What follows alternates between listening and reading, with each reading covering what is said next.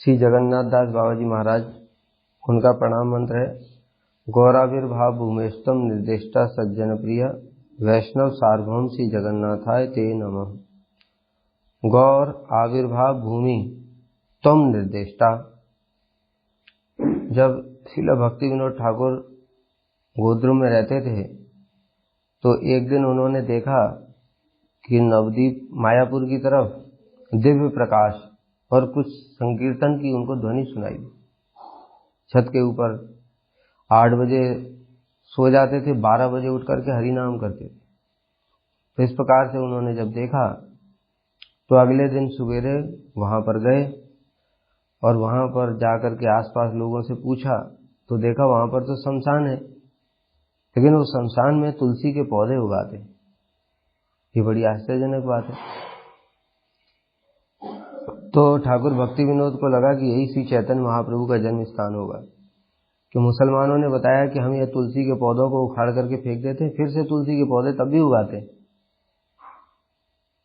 तो श्री भक्ति विनोद ठाकुर कलकत्ता गए और कलकत्ता से 400-500 साल पुराना मैप लेकर के आए और वो मैप के आधार पर निश्चित किया कि यही महाप्रभु का जन्म स्थान है। लेकिन कोई प्रामाणिक व्यक्ति बोलेगा तब तो माना जाएगा। इसलिए श्रील भक्ति विनोद ठाकुर जगन्नाथ दास बाबा जी महाराज जी के पास में गए। तो जगन्नाथ दास बाबा जी महाराज से कहा कि आप चलिए और चल करके निर्दिष्ट कीजिए कि महाप्रभु की जन्मभूमि, महाप्रभु का जन्म स्थान कहाँ पर है। तो उनके सेवक श्री बिहारी जी वो टोकरी में रख करके श्री जगन्नाथ दास बाबा जी महाराज जी को लेकर के आए थे। और जैसे ही उन्होंने उस स्थान पर पहुंचे, उनकी उम्र थी बहुत ज्यादा, इतनी ज्यादा उम्र थी कि पीठ पैर पूरी ऐसे झुक गई थी, कमर पूरी झुक गई थी, पलकें भी उठा नहीं पाते थे। इसलिए एक व्यक्ति को पलकें खोल करके रखना पड़ता था, तब वो अपने ठाकुर जी को भी तुलसी चढ़ाते थे तब। लेकिन जैसे ही उस स्थान पर पहुंचे वो ऊपर से कूद गए, टोकरी के ऊपर से कूद गए और 4-4, 5-5 हाथ ऊपर उछल उछल करके कहने लगे यही है, यही है, यही है। ऐसा उद्दंड नृत्य करते थे। जब नृत्य करते थे तो 4-4, 5-5 हाथ उछल जाते थे और रोमांच कम पसरू पुलक उनके शरीर में दिखाई देते थे। और वैसे सामान्य तौर पर न चल सकते हैं, न फिर सकते हैं, देख भी नहीं सकते। एक आदमी तो ऐसे पलकों को उठाने के लिए, देखने के लिए आदमी चाहिए। एक जगह से दूसरी जगह जाने के लिए आदमी चाहिए। लेकिन जैसे ही कीर्तन प्रारंभ होता था और कीर्तन में आविष्ट होकर के ऐसा उद्दंड नृत्य करते थे, हुंकार करते थे, सिंह की तरह गर्जन करते थे। इस प्रकार से उनके प्रणाम मंत्र में ही क्या है, गौर आविर्भाव भूमि, महाप्रभु की जो जन्म भूमि है, तुम निर्देष्टा, आपने ही उसको निर्दिष्ट किया था, यही है, यही है।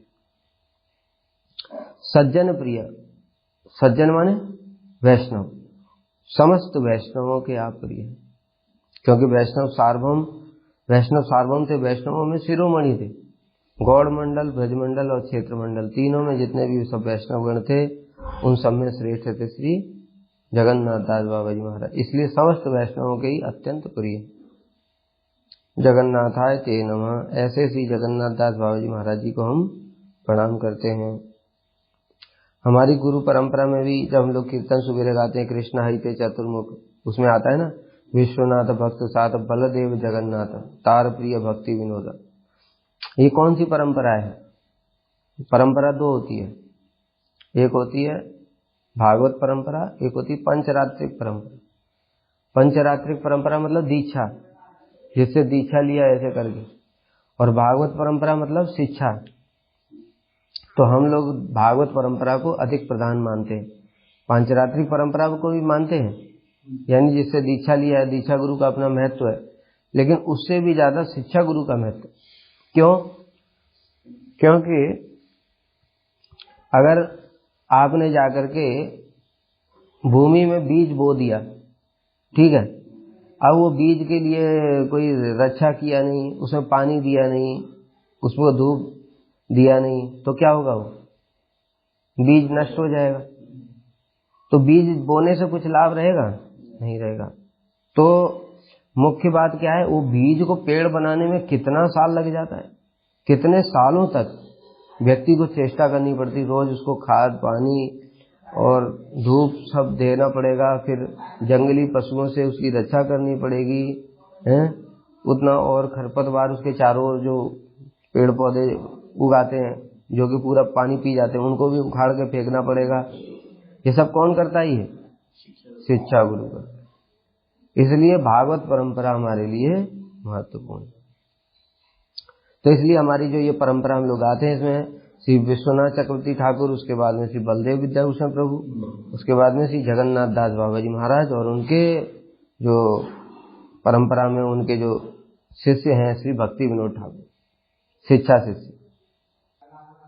इसमें बताते हैं गुरु परंपरा, भागवत परंपरा में बलदेव विद्याभूषण, उसके बाद में उद्धर दास या उद्धव दास, उनके आगे फिर उद्धव दास, उनसे आगे अनुगत में श्री मधुसूदन बाबा जी, उसी परंपरा में मधुसूदन दास बाबा जी, और मधुसूदन दास बाबा जी महाराज से ही वृंदावन ब्रज में श्री जगन्नाथ दास बाबा जी महाराज ने संन्यास वेश लिया था, बाबा जी वेश लिया था।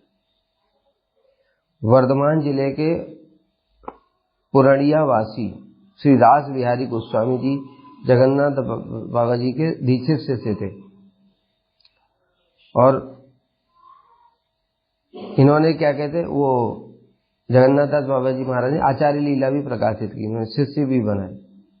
बाबा जी महाराज जी का जन्म हुआ था 214 साल पहले बांग्लादेश के मेमन सिंह जिले के टांगाइल महकुमार, वर्तमान में टांगाइल जिला है बांग्लादेश में, वहां पर उनका जन्म हुआ था। कायस्थ कुल में। उनके माता पिता का परिचय प्राप्त नहीं है।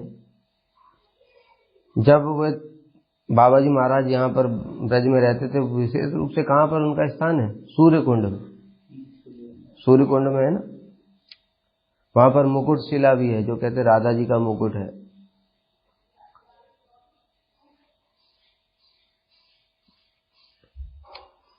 तो राधा कुंड के पास ही है सूर्य कुंड।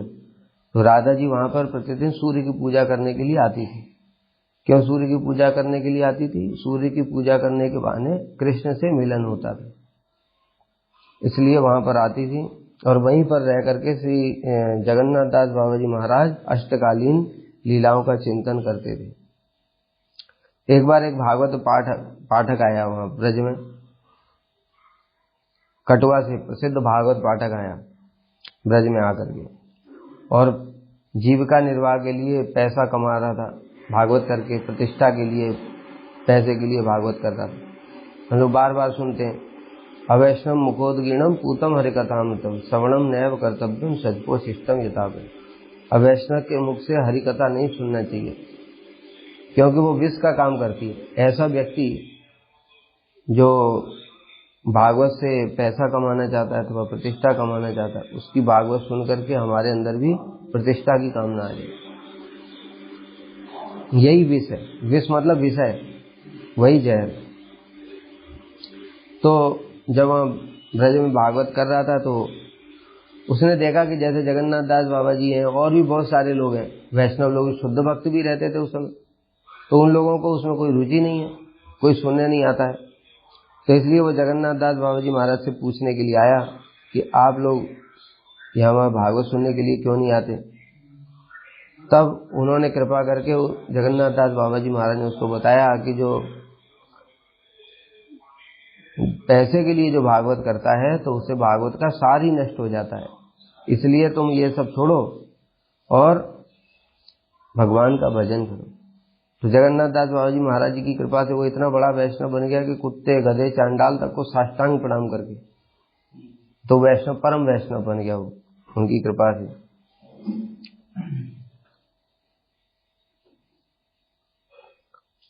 और एक विशेष जो लीला बाबा जी महाराज जी के जीवन में देखी जाती है, बड़ा हम जैसे अनर्थग्रस्त साधकों को शिक्षा दी उन्होंने कि जो अनधिकारी अनर्थ युक्त शिष्य हैं उनके पास में आए, और वो क्या करते हैं, जैसे हम लोग देखते हैं अभी लोग सन्यास का वेश ले लेते हैं, कोई बाबा जी का वेश ले लेता है, लेकिन केवल भजन करने का ढोंग करते हैं, मतलब माला भी हरि नाम भी ठीक से नहीं करते। तो ऐसे लोग जो बाबा जी महाराज जी के पास में आए, उन्होंने वेश इत्यादि त्यागी का ले लिया। तो बाबा जी महाराज, वो तो अंतर्यामी है, सिद्ध है ना, वो तो सिद्ध है, इसलिए अंतर्यामी एक एक की बात जानते हैं मन की। इसलिए उन्होंने उनको क्या किया, जाओ तुम लोग यहाँ खेत में जाकर के सब्जी लाओ। तो वो लोग सब सोचने लगे, अरे हमने तो घर छोड़ करके आए, हरि भजन करने के लिए आए और अष्टकालीन लीला का चिंतन करने के लिए आए, और ये बाबा जी हमको कहते खेत में सब्जी लगाओ। तो ठाकुर भक्ति विनोद उनसे मिलने के लिए प्राय आया करते थे, जगन्नाथ दास बाबा जी महाराज से। बताया ना, जगन्नाथ दास बाबा जी महाराज उनके शिक्षा गुरु ठाकुर भक्ति विनोद के। तो जब ठाकुर भक्ति विनोद आए तो उनसे इनके शिष्यों ने शिकायत किया कि हम तो यहाँ पर भजन करने के लिए आए, गुरुजी ने हमको सब्जी लगाने के लिए बोल दिया है। तो श्रील भक्ति विनोद ठाकुर ने बताया कि उन्होंने ठीक बोला है, क्योंकि अनर्थग्रस्त अवस्था में अष्टकाली लीला का चिंतन नहीं होता है। तो बहुत सारे ऐसे लोग हमने खुद अपनी आंखों से देखा, जो यहाँ पर लिखा है खुद अपनी आंखों से देखा है। 10 साल मठ में हो गया, उसके बाद में क्या है, बर्तन मांजने पड़ते हैं, रसोई बनानी पड़ती है, बहुत सारी सेवा करनी पड़ती है। वो उससे काम जी चुराने के लिए लोग संन्यास ले लेते हैं। अब संन्यास ले लिया अभी तो कोई कुछ बोलेगा नहीं, लेकिन उस मूर्ख से ये पूछो कि तुम्हारे कपड़े से भगवान को क्या मतलब है? भगवान कपड़ा देखेंगे कि सेवा देखेंगे? और संन्यास क्या, संन्यास से भी ऊपर तुम परमहंस कपड़े उतार करके सुखदेव गोस्वामी की तरह घूमो तो भी क्या भगवान को उससे कोई मतलब है? परमहंस हो जाओ तो कपड़े उतार करके घूमो। लेकिन ये लोग समझते नहीं है, इसलिए भक्ति में निकम्मापन नहीं चलेगा। भक्ति में क्या 24 के 24 घंटे सेवा करनी है, हमको सेवा बढ़ानी है। ये लोग सेवा से निकम्मापन करना चाहते हैं और इसके लिए ही वेश इत्यादि ले लेते हैं। ऐसे लोगों को शिक्षा देने के लिए जगन्नाथ दास बाबा जी महाराज ने यह आदर्श दिखाया और ठाकुर भक्ति विनोद ने भी यही बात बताई। पहली बात तो ये कि जो निकम्मे लोग हैं वो इस प्रकार से वेश धारण कर लेते हैं। दूसरा, अनर्थग्रस्त अवस्था में बहुत सारे लोग हैं, जैसे बाबा जी संप्रदाय के लोग हैं और दूसरे दूसरे अपसंप्रदाय वाले लोग हैं। वो तुमको जाते ही जाकर के कह देंगे कि तुम्हारा ये स्वरूप है, तुम ये मंजरी हो और तुम्हारा ये सास ससुर सब बता देंगे।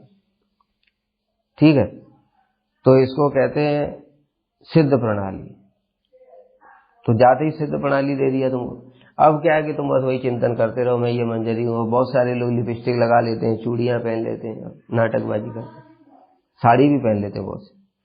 ठीक है, तो ऐसे मूर्ख लोगों के लिए भी बाबा जी महाराज ने शिक्षा दिया है कि देखो ऐसे बोलने से तुम मंजरी हो क्या हो जाएगा? तुमको पुरुष अभिमान चला गया, जाएगा? तो उनकी बात छोड़ो, जो स्त्री है उसका भी क्या, स्त्री वो अभिमान आ जाएगा मंजरी। वो तो 30-40 साल की कोई स्त्री है, उसको बोलो तुम तो 12 साल की मंजरी हो, तो उसके मन में आएगा मैं 12 साल की हूँ। तो इसलिए ये खाली बोलने से नहीं होगा, भजन करते करते स्वरूप सिद्धि अपने आप होती है। कोई जबरदस्ती नहीं कर सकता। तुमको मंजरी बोल करके तुम्हें क्या मंजरी दिखा देगा क्या?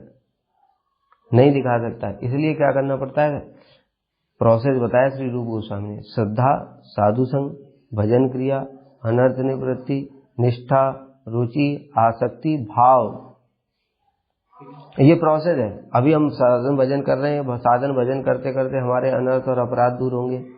अनर्थ और अपराध दूर होते होते फिर हमारी निष्ठा उत्पन्न हो जाएगी भजन। भजन में निष्ठा मतलब है निरंतरता। दुनिया में कोई भी काम आता रहे बीच में, लेकिन भजन नहीं छूटेगा। अभी क्या हम थोड़े बहुत बीमार हो जाते हैं, थोड़ा घर में कोई समस्या आ जाती तो भजन चौपट हो जाता है। यह अनर्थग्रस्त साधक का लक्षण है। फिर उसे निष्ठा आएगी, निष्ठा के बाद फिर रुचि आएगी। निष्ठा में भी जबरदस्ती भजन करता है, उसको आनंद नहीं आ रहा है, लेकिन रुचि में क्या होगा, धीरे धीरे आनंद आने लगे। हरि नाम में, कथा में, कीर्तन में, सब में आनंद आने लगे।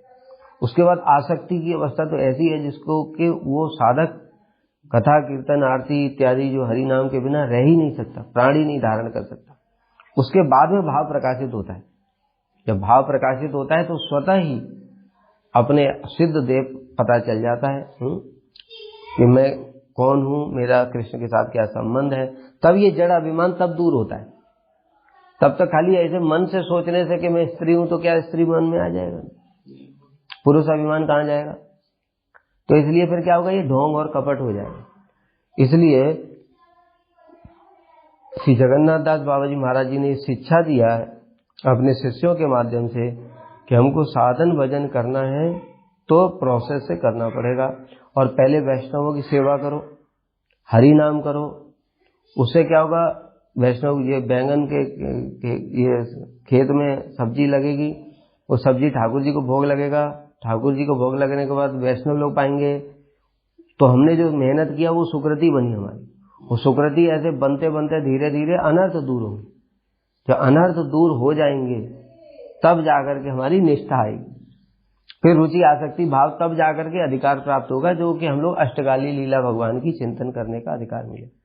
इसलिए ऐसे खाली इमेजिन कर रहे हैं, किताब में पढ़ लिए, बहुत से लोग ऐसी नाटकबाजी करते, किताब में पढ़ लेते हैं, ऐसे सोचने लगते हैं वो राधा कृष्ण ऐसा कर रहे होंगे, फिर राधा कृष्ण ऐसा कर रहे होंगे। वो सोचने से क्या होगा, ये सोचने वाली चीजें नहीं है, हैं? अतः श्री कृष्ण नामादि न भवेद ग्राह्यम इंद्रिय सेवोन्मुखे ही जीवादु स्वयं स्फुरत्यता। श्री कृष्ण का नाम, रूप, गुण, लीला इत्यादि वो हम लोग जबरदस्ती नहीं ले सकते। तो क्या होगा, सेवोन्मुख, जब हमारी इंद्रियां सेवोन्मुख हो जाएंगी, सब कुछ कृष्ण के लिए जब करना शुरू कर देंगे, स्वयं स्फुरति। नाम भी अभी हम जबरदस्ती कर रहे हैं ना, इसलिए नाम करते नींद आती है, मुंह थक जाता है, पानी पीना पड़ता है, कमर दुख जाती है। क्यों? नाम स्फुरित नहीं हो रहा है। लेकिन हरिदास ठाकुर करते थे तो उनको क्या कमर दुखती थी? अरे 3 लाख नाम करते थे, हमें तो 16 माला में ही दम निकल जाती है।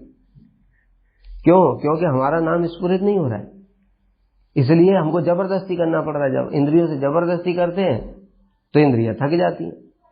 लेकिन जब नाम प्रभु स्वयं जीवा पर स्फुरित हो गए तो वो अपने आप जीवा चलती है। वो रोकने की कोशिश करें तो रुकेगी नहीं, क्योंकि नाम चिन्मय है ना, इसलिए चिन्मय वस्तु, तो फिर जीव भी चिन्मय हो गई तो फिर थकती नहीं है वो। तो इस प्रकार से श्री जगन्नाथ दास बाबा जी महाराज जी ने शिक्षा दी है कि कभी भी भक्ति में जबरदस्ती वाला काम नहीं करना है। क्या करना पड़े, स्वाभाविक रूप से धीरे धीरे वैष्णव सेवा, हरि नाम, कथा कीर्तन करते करते धीरे धीरे प्रगति हुई।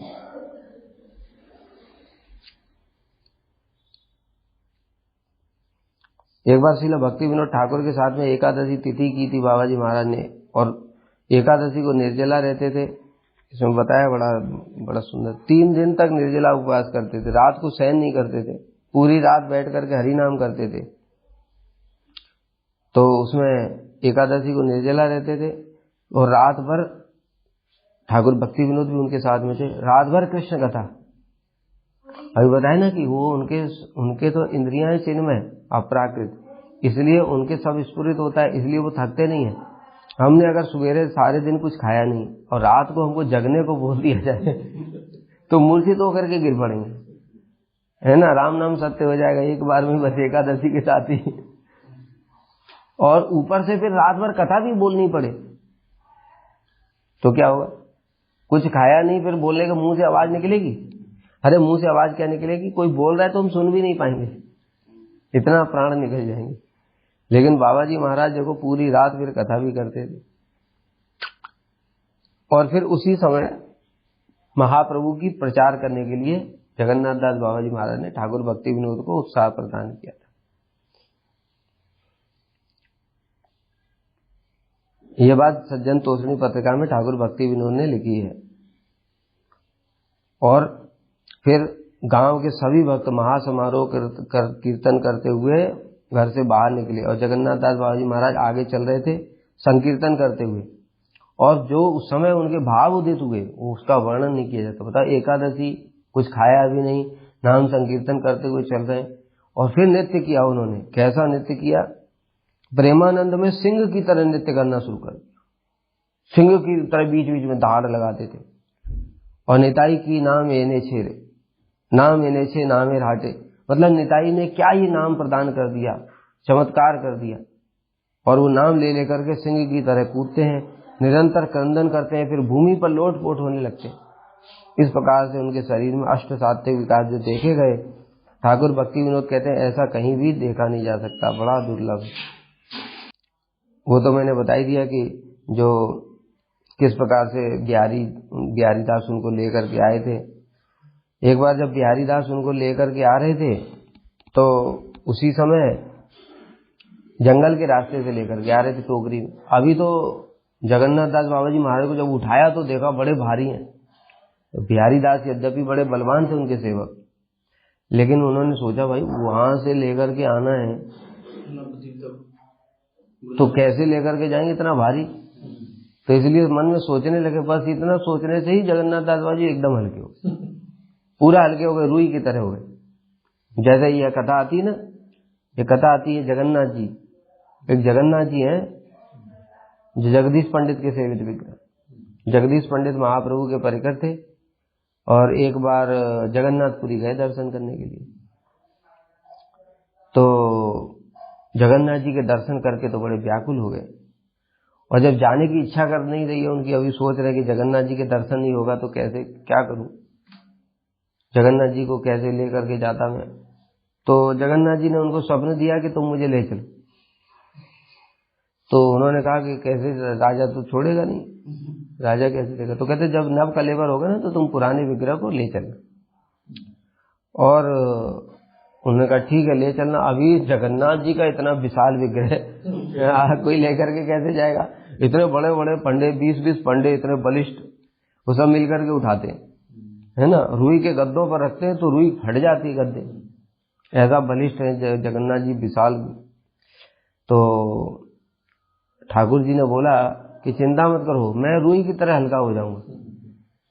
तो उन्होंने क्या किया, एक डंडे पर ऐसे कपड़े में जगन्नाथ जी को बांध लिया और एक डंडा लिया और डंडे पर ऐसे करके लटका लिया, कंधे पे लटका लिया और जगन्नाथ जी रुई की तरह हो गए। अरे एक आदमी तो पूरा कैसे भी करके जगन्नाथ जी को उठा ही नहीं सकता है। और वो कपड़े में बांध के डंडे पे लटका करके, वो डंडा भी आज तक भी रखा हुआ है वहां पर, आज भी रखा हुआ है। नहीं पुरी में नहीं है, ये नवद्वीप से कौन सी दूर है, कितना 30-35 किलोमीटर दूर है स्थान, वो मुझे अभी याद नहीं आ रहा। वहां पर वो चैतन्य गौड़ी मठ है, इसलिए भक्तिदत्त माधव गोस्वामी महाराज जी को बाद में उन लोगों ने दे दिया। चैतन्य गौड़ी मठ है वहां पर, और अभी भी वहां उत्सव होता है स्नान यात्रा को। तो जैसे बताया था कि जैसे हल्के हो गए थे ठाकुर जी, और वहां पहुंच करके फिर वो ला रहे थे तो वही नवद्वीप में ही ला रहे थे, लेकिन ठाकुर जी ने बोला था कि जहां रख दोगे फिर वहीं रह जाऊंगा। तो वहां से 30-35 किलोमीटर पहले ही ठाकुर जी वहीं रुक गए और बस फिर वहीं बैठ गए। फिर समझ गए कि अब ठाकुर जी की यहाँ से आगे जाने की इच्छा नहीं है। तो इस प्रकार से जो जगन्नाथ दास बाबा जी महाराज है उनको लेकर के जा रहे थे, जंगल पड़ा रास्ते में जंगल पड़ा तो बिहारी टोकरी से लेकर के जा रहे थे, रास्ते में शेर दिख गया। वो जैसे ही शेर दिखा तो बिहारी जी तो डर गए, बिहारी दास, और वो सोचने लगे क्या करूं। तुरंत उल्टा पैर, जिधर दूर से देखा ना शेर है, तुरंत उल्टा घूम गए, उल्टा घूम करके दूसरी तरफ चलने लगे। तो जगन्नाथ दास बाबा जी महाराज ने पूछा, अरे बिहारी तुमने रास्ता क्यों बदल दिया। अभी बताए ना कि वो सब देखो अपराकृत पुरुष महापुरुष कैसे होते हैं, सब जानते हैं, उनकी आंखों से दिखता नहीं है, हरि नाम कर रहे हैं और गर्दन झुकी हुई, कुछ दिख नहीं रहा बाहर का, तो कैसे पता है वो रास्ता बदल दिया, सब जानते हो। तो फिर बिहारी दास ने कहा, प्रभु शेर बैठा है रास्ते में। तो जगन्नाथ दास बाबा जी कह रहे, अरे ये शेर नहीं है, ये महाप्रभु का भक्त है, ये जो महाप्रभु ने सबको संकीर्तन कराया था ना, वो ही है। तो कहते वही है ये, इसलिए तुम चिंता मत करो और रास्ता मत बदलो, सीधे चलो। तो बिहारी रुक गए, फिर उल्टा जा रहे थे, फिर रुक गए, और रुक करके फिर उधर जैसे ही पलट के देखा तो शेर उठा और चला गया, अपने आप शेर उठ करके वहां से चला गया। तो इस प्रकार से बड़ी बड़ी चमत्कारी उनकी लीलाएं हैं बहुत सारी। और श्रीवास आंगन को भी इन्होंने फिर बाद में प्रकाशित किया, वो भी श्रीवास आंगन के लिए ही बताया था कि यहाँ पर श्रीवास आंगन है, यहीं पर नृत्य इत्यादि होता था।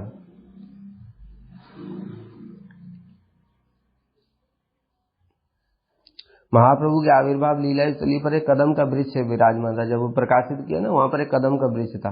तो बाबा जी महाराज कभी कभी वहां आकर के नृत्य करते थे, और गौर किशोरदास बाबा जी महाराज जी भी यहाँ आकर के इस कदम के पेड़ के नीचे भजन में आविष्ट हो जाते थे।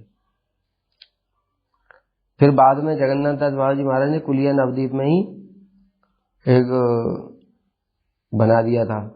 ठाकुर भक्ति विनोद ने वो भजन कुटी बनवाई थी। जहाँ पर अभी जगन्नाथ दास बाबा जी महाराज जी की समाधि है, वो ठाकुर भक्ति विनोद ने ही वो बनवाया था। वहीं पर उनकी समाधि है। और बड़ी बड़ी सुंदर सुंदर उसमें लीलाएं हैं कि एक बार क्या हुआ था, कहीं जा रहे थे, जब एक व्यक्ति आया, उसने उनको 1 रुपया दिया बाबा जी महाराज ने। तो थोड़ी दूर तक हरिनाम करते हुए चले। 2-3 मील चलने के बाद में अचानक बाबा जी महाराज ने बिहारी दास को लौटने को कहा, वापस चलो। बिहारी दास वापस ले आए।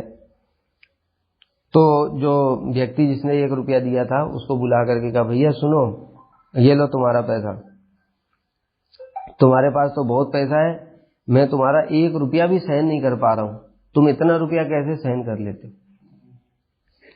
मतलब जगन्नाथ दास बाबा जी महाराज को शिक्षा दे रहे हैं कि जो रुपया पैसा इत्यादि जो विषय है वो ऐसा होता है कैसे कि ये शिक्षा हमारे कई आचार्यों ने दी है कि जैसे लोग गुरुजी भी ये बोलते थे कि हम लोग सोचते हैं ना पैसा लोग दे करके जाते हैं सेवा के लिए, वो पैसा भी एक्चुअल में अभी वो भी अनर्थ है हमारे लिए।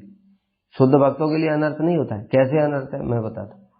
जैसे मान लो किसी ने मुझको 1000 रुपया दिया, मैं हरिनाम कर रहा था, अब हरिनाम से मेरा मन कहाँ चला गया, 1000 रुपये। अब मैं सोच रहा हूँ उसको कहाँ सेवा में लगाऊं, क्या करूं क्या करूं। कहाँ तो मैं हरिनाम कर रहा था, नाम मतलब साक्षात राधा कृष्ण, वो राधा कृष्ण को छोड़ करके रुपये पैसे की चिंता कर रहे हैं। तो वही जगन्नाथ दास बाबा जी महाराज तो शुद्ध भक्त है, उनको तो कोई विषय स्पर्श भी नहीं कर सकता, लेकिन हमारे जैसे अनर्थग्रस्त साधकों को शिक्षा देने के लिए कह रहे हैं कि विषयी लोगों का 1 रुपया भी तुम्हें रखने की जरूरत नहीं, जितना जीवन यापन चलता है बस उतने से करो, नहीं तो क्या होगा, धीरे धीरे वो दिमाग उसी में चलता रहेगा। तो इसीलिए वो महाराज कह रहे हैं कि मैं तो तुम्हारा 1 रुपया भी सहन नहीं कर पा रहा हूं, तुम इतने रुपए पैसे कैसे बर्दाश्त कर लेते हो। इसलिए मतलब ये बहुत उन्नत अवस्था की बात है। अभी हम लोगों को तो ऐसा नहीं है इतना, हमारा तो मन वैसे ही भजन में नहीं लगता है, इसलिए तब तक क्या करना पड़ेगा, सेवा ही करनी पड़ेगी। लेकिन जब उन्नत अवस्था आ जाती, जैसे नरोत्तम दास ठाकुर को भी ये शिक्षा दिया लोकनाथ दास गोस्वामी। नरोत्तम दास ठाकुर जी लोकनाथ दास गोस्वामी के साथ में बैठ के भजन कर रहे थे। एक व्यक्ति आया, उसने कहा मुझे प्यास लगी है, तो नरोत्तम दास ठाकुर उठ करके उसको पानी पिला दिया। जब वो व्यक्ति चला गया तो लोकनाथ दास गोस्वामी महाराज कहने लगे कि तुम भजन को छोड़ करके पानी पिलाने के लिए गए, अभी तुम्हारा भजन में अधिकार है, तुम यहाँ से चले जाओ। यद्यपि नरोत्तम ठाकुर कौन है, महाप्रभु के पार्षद है, महाप्रभु स्वयं उनके लिए प्रेम रख करके गए थे। तो ऐसे व्यक्ति के लिए ऐसा क्यों बोलेंगे, वो जगत को शिक्षा देने के लिए कि देखो राधा कृष्ण का भजन में अधिकार कब प्राप्त होता है, जब संसारिक कोई वस्तु, किसी प्रकार की कोई वस्तु मन में चिंता ही नहीं आए, तब राधा कृष्ण में भजन होगा, उससे पहले भजन नहीं होगा। कुछ भी जैसे भी बताया, रुपया पैसा की भी चिंता है, समाज सेवा, ये क्या पानी पिलाना मतलब समाज सेवा, ये भी चिंता है, तो भी राधा कृष्ण का चिंतन नहीं हो सकता, है ना।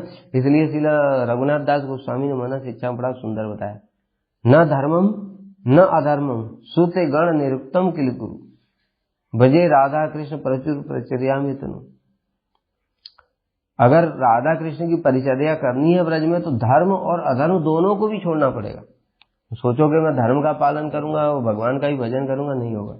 जागतिक धर्म से भगवान का भजन नहीं होगा। इसलिए एक ही धर्म, क्या, राधा कृष्ण की सेवा। यहां तक कि और दूसरे श्लोक में तो कह रहे अपि त्यक्त्वा लक्ष्मीपति रति में तो व्योम नहीं। अरे यहां तक कि हमको बैकुंठ की रति को भी छोड़ना पड़ेगा, नारायण की भक्ति भी छोड़नी पड़ेगी, नरसिंह की भक्ति भी छोड़नी पड़ेगी, तब एकांतिक जब हो जाएंगे तब राधा कृष्ण की सेवा प्राप्त होगी। तो इसलिए यहां पर यह शिक्षा दिया है। एक बार जब वहां सूर्य कुंड में रहते थे तो बाबा जी के लिए एक मंदिर बनवा दिया भक्त लोगों ने पैसा इकट्ठा करके।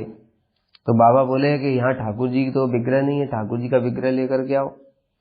तो बिहारी जी कैसे कैसे करके विग्रह लेकर के आए, और वो बड़ा सुंदर विग्रह था। वो मूर्ति बिल्कुल सोने की तरह चमकती, सोने की मूर्ति चमकती थी।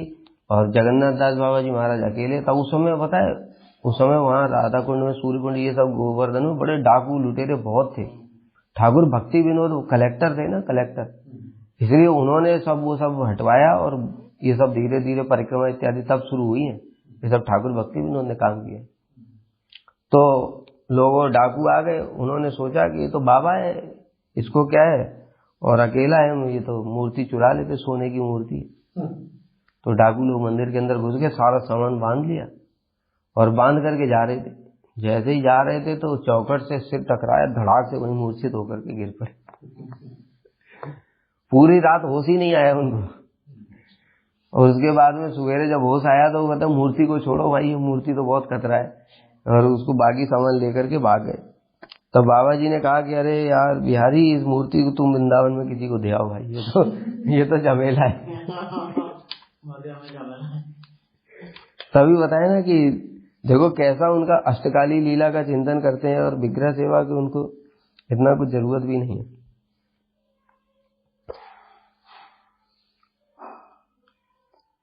एक बार क्या हुआ कि एक जो जगन्नाथ दास बाबा जी महाराज जी एक भंगी से रोटी मांग करके खा लिया ब्रज में। अब ब्रज में तो छुआछूत बहुत चलता है, तो एक भंगी से रोटी मांग करके खा लिया। तो वहां के लोग आ गए, कहते बाबा जी आपने भंगी से रोटी मांग करके खा ली, धर्म भ्रष्ट कर दिया, और ऐसे ये आपको शोभा नहीं देता, आप सिद्ध महात्मा है, ये सब बस उनको उल्टा उपदेश दे रहे थे। तो बाबा जी ने कहा जानते हो तुम लोग वो कौन है, जो भंगी है वो कौन है? तो बाबा जी ने बोला द्वापर युग में स्वयं कृष्ण जब अवतार लिया था तो जो नैमिषारण्य में जो 88,000 जो ऋषि मुनि थे, 88,000 मुनियों से बोले थे कि तुम ब्रज में आकर के अलग अलग धर्मों में जन्म लो, मैं शीघ्र ही आ रहा हूं। तो वही ऋषि मुनि ही ब्रज में नीच कुल में जन्मे हैं। मुझे तो कोई भंगी नहीं दिखता, मुझे तो ऋषि मुनि दिखते हैं। कैसा उनका मतलब ब्रज वासियों के प्रति भाव। और ये तो क्या है, देखो ये बोलने से नहीं होगा, हम बुद्धिपूर्वक भी सोचे कोई ब्रज में है, भंगी है और ऐसा काम कर रहा है, तो हम सोचे कि ये तो ऋषि मुनि, ऐसे सोचने से होगा नहीं, और साक्षात अनुभूति होनी पड़ेगी। जगन्नाथ दास बाबा जी महाराज जी का ऐसा अद्भुत चरित्र है कि उनका क्या होता था, उनके जो धाम में रहते थे जब, तो अपना जो प्रसाद की थाली है उसमें कुत्ते के पिल्ले थे, वहां वो कुत्ते के पिल्लों को कहते थे पहले इनको खिलाओ, उसके बाद में खाऊंगा। अपनी प्लेट में पहले कुत्ते के पिल्लों को खिलाते थे, उसके बाद में खाते थे। तो शिष्य लोग अभी देखेंगे गुरुजी ऐसा कर रहे तो शिष्य लोग तो बद्ध जीव है, और गुरुजी तो महाभागवत है, उनको तो पिल्ले नहीं दिखते, उनको तो धामवासी दिखते हैं। जैसे बताया यहाँ पे उनको भंगी नहीं दिख रहा है, उनको ऋषि मुनि दिख रहे, लेकिन शिष्यों को तो कुत्ता ही दिखेगा ना। तो इसलिए एक ने क्या किया, शिष्यों ने वो कुत्ते के पिल्लों को छुपा दिया। तो जगन्नाथ दास बाबा जी महाराज जी के लिए प्लेट ले आए, कहते गुरुजी प्रसाद पा लो। तो कहते धामवासियों ने पा लिया, कहते वो धामवासी कहीं चले गए। तो जगन्नाथ दास बाबा जी महाराज जी रूठ गए, कहते धामवासियों ने प्रसाद नहीं पाया, मैं कैसे पालूंगा, मैं भी उपवास करूंगा। फिर उसके बाद वो कुत्ते के पिल्लों को लेकर के आए। तो ऐसा उनका मतलब बताए ना, अपराकृत है वो, सारा धाम में उनको क्या दर्शन होता है, अपराकृत धाम के दर्शन होते हैं, हमारी तरह जड़ बुद्धि थोड़ी उनकी। तो इस प्रकार से उनको बोला कि ये लोग जो है ये साधारण नहीं है, ये दिन रात ब्रज की सेवा कर रहे हैं और तुम लोग ब्रज में खाली पड़े हुए हो। इस प्रकार से उनको शिक्षा प्रदान की। एक बार एक जगह पर जाकर के एकादशी व्रत किया, और बताए ना दशमी को कुछ खाते नहीं थे और एकादशी को निर्जला रहते थे, और द्वादशी को भी थोड़ा सा खाते थे, ऐसे करके किया। तो एक ऐसी जगह पर जाकर के व्रत किया जहां पर कुछ था ही नहीं, केवल एक कुआं था। 3 दिन से बेचारे बिहारी भी साथ में कुएं का पानी बाबा जी तो सिद्ध है और बिहारी दास भी 3 दिन से कुएं का पानी पी रहे हैं। तो उन्होंने कहा क्या करें, यहाँ तो कुछ खाने को मिलेगा नहीं। इसलिए सिद्ध बाबा ने कहा खाने के लिए इतने चिंतित मत हो, तुम रात में बस एक बार ताली बजा देना और देखो खाने के लिए अपने आप आ जाएगा। तो ऐसे ही हुआ कि जब सवेरे एक ब्रजवासी उधर आया और उसने पूछा कि आपने कुछ खाया पिया कि नहीं, साधुओं को देखा, कहा कुछ नहीं खाया। तो ब्रजवासी सारा सामान लेकर के आया, और उसके बाद में इतने सारा सामान आने लगा कि 100 किलो दूध की खीर बनी, 100 किलो दूध की खीर बनी। इस प्रकार से बड़े बड़े चमत्कार हैं। एक बार क्या हुआ, जैसे बहुत से लोग होते हैं ना संसारिक लोग, वो परीक्षा करने के लिए आते हैं, साधु अच्छा यही साधु है, देखते हैं क्या सिद्ध बाबा है। तो ऐसे करके वहां के कई लोग जो है नवद्वीप के लोग बड़े जमींदार लोग थे, वो सिद्ध बाबा के पास आए, उनको पता नहीं था कौन है सिद्ध बाबा, उनके पास आके उनसे ही पूछ रहे हैं यहाँ सिद्ध बाबा कौन है। तो उन्होंने कहा कि देखो सिद्ध कौन है ये तो मैं नहीं जानता, मैं भी आप लोगों की तरह इंसान हूं। बाबा जी महाराज ने कहा, तो बोले कि आप ही सिद्ध बाबा हो तो हमको कुछ चमत्कार करके दिखाओ। बाबा मतलब जगत के लोग यही समझते हैं चमत्कार को नमस्कार, कि सिद्ध मतलब है वो चमत्कार करना चाहिए। अरे सबसे बड़ा चमत्कार तो यही राधा कृष्ण के दर्शन, जो चमत्कार करते हैं क्या उनको राधा कृष्ण का दर्शन होता है? ब्रह्मा जी को भी नहीं होता है। यद्यपि समाधिसु विदिरोपि पश्यते न तब न खाग्र मरीचिम। भगवान की बात छोड़ो, भगवान की अंग कांति भी नहीं दिखती ब्रह्मा जी को समाधि में।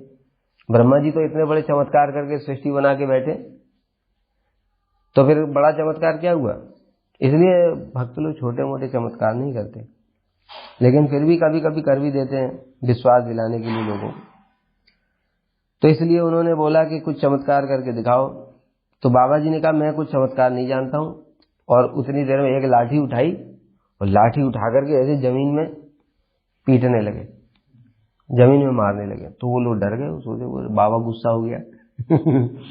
इसलिए वो सोचने लगे कि अरे भाई चलो यहाँ से, बाबा जी नाराज हो गए। तो बाबा जी कहने लगे नहीं नहीं हम तुमसे नाराज नहीं हैं, राधा कुंड में लोकनाथ दास गोस्वामी की भजन कुटी में तुलसी के पौधे को बकरी खा रही थी, मैं उसको पीट रहा था। बाबा जी कहाँ बैठे? नवद्वीप में बैठे।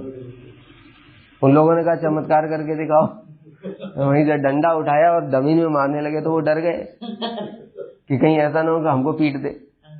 तो उनको फिर बाबा जी कह रहे हैं कि मैं तुमको नहीं बोल रहा हूँ, वहां राधा कुंड में बकरी तुलसी का पौधा खा रही है, उसको मैं पीट रहा हूँ। ये बात सुन करके तो वो जमींदार लोग थे आश्चर्यचकित हो गए। फिर उन्होंने वहां टेलीग्राम तार भिजवाया और कहा कि जाओ वहां पर किसी व्यक्ति को कहा पता करके आओ। तो पता करके आया तो पता चला कि वहां पर जो है तुलसी के पौधे को बकरी खा गई है, और वहां आंगन में बकरी के जो पीठ के जो बाल है ना वो पड़े हुए हैं, जो पिटाई करने के बाद उसे बाल निकल गए, वो बाल गिरे हुए हैं। तो यह सुनकर के वो आश्चर्यचकित रह गए। एक बार बड़े आश्चर्यजनक घटना हुई, नवद्वीप में पूरा बाढ़ आ गई। अब खाने पीने के लिए कुछ नहीं, बाबा जी बैठे अपना और बिहारी दास जी बैठे, बिहारी दास जी भूखे। तो एक भक्त था वो खिचड़ी बना करके दे करके आता था। तो कुछ दिन बाद ज्यादा बाढ़ आ गई तो वो भी आ नहीं पा रहा था। अब इधर बिहारी को भी बुखार आ गया, बिहारी दास भी बीमार पड़ गए, वो व्यक्ति भी आता नहीं है। 22 दिन हो गए, 22 दिन से बाबा जी ने कुछ खाया ही नहीं। बिहारी दास भी बीमार पड़े, सोच रहे क्या करें। तो डॉक्टर को बुलाया उन्होंने, बिहारी दास को दिखाने के डॉक्टर को बुलाया। डॉक्टर ने नाड़ी वाड़ी चेक किया सब पूरा, डॉक्टर को बुलाया, नाड़ी चेक किया उसने। तो डॉक्टर बोला कि नाड़ी तो बिल्कुल पूरा जवाब दे गई है, ऐसा लगता है आज रात को ही खत्म हो जाए, शरीर छोड़ देगा बिहारी। तो बाबा बोले ठीक है तो तुम लोग जाओ, मैं इसका इलाज करूंगा। और इतना कह करके बाबा ने एक तुलसी दल ला करके तुलसी दल लिया और लकड़ी से बिहारी के जबरदस्ती मुंह में घुसा दिया, समझ गए? मुंह खोल करके जबरदस्ती घुसा दिया बिहारी दास के, और माला लेकर के उनके सिर के पास में बैठ गए और बैठ करके कहने लगे मैं देखता हूँ किसमें कितना दम है, देखता हूँ कौन इसको लेकर के जाएगा। यमराज को चैलेंज कर रहे हैं जगन्नाथ दास बाबा जी की, मैं देखता हूँ इसको कौन लेकर के जाता है। मैंने क्या कोई भजन साधन नहीं किया। और बस इसके बाद माला जप करने बैठ गए, और बैठ करके आधे घंटे बाद बिहारी ने आंखें खोल दी। आंखें खोल दी तो बिहारी से कह रहे हैं फिर, अरे मुझे छोड़ करके कहाँ जा रहा था? तू मुझे छोड़ करके कहाँ जा रहा था? तुझे पता नहीं तेरे हाथ का ही खाता हूँ और किसी के हाथ का खाता नहीं, पिछले 22 दिन से मैंने कुछ खाया नहीं। जा मेरे लिए कुछ बना के ला। तो क्या चमत्कार है उनका कि अपने शिष्य को वो जीवित कर दिया। और जैसे हम लोग देखते ना, ये तो कोई ऐसा महापुरुषों के लिए कोई बड़ी बात नहीं है। हमारे श्रील वामन गोसाई महाराज जी, उन्होंने तो किया था, उनका शिष्य था एक, अभी भी है महाराज वो, अभी भी है। हाँ महाराज जी हैं, तो नवदीप में है, जाकर के उनसे पूछना। तो वो महाराज खुद बताते हैं, कहते उनका ज्योतिष ने देखा था कुंडली में तो उसका मृत्यु हो गई, एक्सीडेंट हुआ, वो ऐसा एक्सीडेंट हुआ, वो आईसीयू में एडमिट हो गए, डॉक्टर ने बोल दिया ये जीवित नहीं बचेंगे। तो श्रील वामन गोसाई महाराज जी अपने कक्ष में चले गए और कक्ष में जाकर के पूरा नरसिंह मंत्र जप करना शुरू किया, नरसिंह देव का आह्वान किया, नरसिंह देव को आह्वान किया, नरसिंह देव प्रकट हुए। श्रील वामन गोसाई महाराज से कहने लगे कि तुमको पता है ना कि इसकी मृत्यु है। श्रील वामन गोसाई महाराज जी ने कहा मुझे को ये तो पता है मैं इसकी मृत्यु है, लेकिन मुझे ये भी पता है कि आप मृत्यु को टाल भी सकते हैं, आप भगवान, इसलिए मुझे ये चाहिए, ऐसे चाहिए। इसलिए भगवान ने उनको जीवित कर दिया। डॉक्टर भी आश्चर्य में पड़ गए क्योंकि बचने की कोई उम्मीद नहीं थी। तो हमारे जो आचार्य लोग हैं, सोचो कैसे बताए ना, वो छोटे मोटे चमत्कार नहीं करते कि जादू से ये प्रकट कर दिया वो प्रभु, तो इतने बड़े बड़े काम करते हैं। तो इस प्रकार से बिहारी दास को बाबा जी महाराज ने जीवित भी कर दिया। एक बार नवदीप में थे बाबा जी महाराज, तो उनके मन में हुआ चैतन्य चरितामृत श्रवण करूंगा मैं। तो चैतन्य चरितामृत श्रवण करने के लिए उन्होंने पूछा बिहारी तुम बंगाली पढ़ना जानते हो? अभी तो नवदीप में है, अब बिहारी तो ब्रजवासी थे, तो वो तो कहाँ से चैतन्य चरितामृत पढ़ेंगे, वो तो बंगाल में। तो इसलिए उनसे पूछा कि तुम बंगला पढ़ना जानते हो? तो बिहारी ने कहा कि प्रभु मुझे तो नहीं आती है। तो कहते हैं ठीक है जाओ बाजार से एक चैतन्य चरितामृत ले आओ। उन्होंने मना कर दिया कि मुझे नहीं आती बंगला, तब भी कहते ठीक है जाओ चैतन्य चरितामृत ले आओ। और बंगला में चैतन्य चरितामृत खरीद लाए बाजार से। और फिर जगन्नाथ दास बाबा जी महाराज कह रहे हैं चलो पढ़ के सुनाओ। तो बिहारी कह रहे हैं कि मैंने तो आपको बोला मुझे बंगला नहीं आता। कहते तुम पढ़ो तो सही, किताब खोलो। और किताब खोला उन्होंने, और किताब खोल करके अच्छा देखा, देखते देखते देखते वो पढ़ना शुरू कर। तो इस प्रकार से बिहारी दास ने उनको पूरा चैतन्य चरितामृत पढ़ करके सुनाया। कहने का मतलब क्या है, जो हम लोग बार बार शास्त्र में एक श्लोक है, मूकम करोति वाचालम पंगुम लंघयते गिरिम यत् कृपा तमहम वंदे परमानंद माधवम, कि जो मूक व्यक्ति है, जो बोल नहीं सकता है, उसको भी वो क्या कर देते हैं, वाचाल कर देते हैं।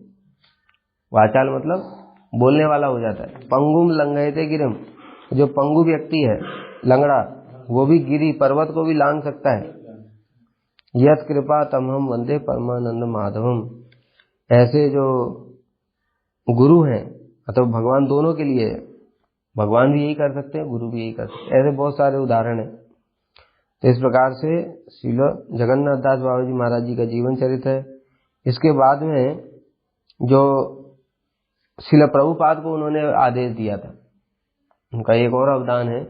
श्रील प्रभुपाद को जब उनको पता चला कि ठाकुर भक्ति विनोद के जो पुत्र हैं वो ज्योतिष में बहुत धुरंधर है, तो श्रील जगन्नाथ दास बाबा जी महाराज जी ने उनको आदेश दिया था कि तुम सारे वैष्णवों का प्रकट और अप्रकट, आविर्भाव और तिरोभाव का एक पंजिका रचना करो और उसको प्रकाशित करो। तो उनकी कृपा से ही, श्री जगन्नाथ दास बाबा जी महाराज जी की कृपा से ही आज जो हम लोग पंजिका देखते हैं और वैष्णवों का आविर्भाव और तिरोभाव मना रहे हैं, वो उनकी ही कृपा है। और श्रील प्रभुपाद ने फिर उसको प्रकाशित किया उसके आधार पर ही। तो इस प्रकार से उनका जीवन चरित्र। बोलो श्री जगन्नाथ दास बाबा जी महाराज की जय। सपार्षद सचिनंदन गौर हरि की जय। गौर प्रेमानंदे हरि हरि।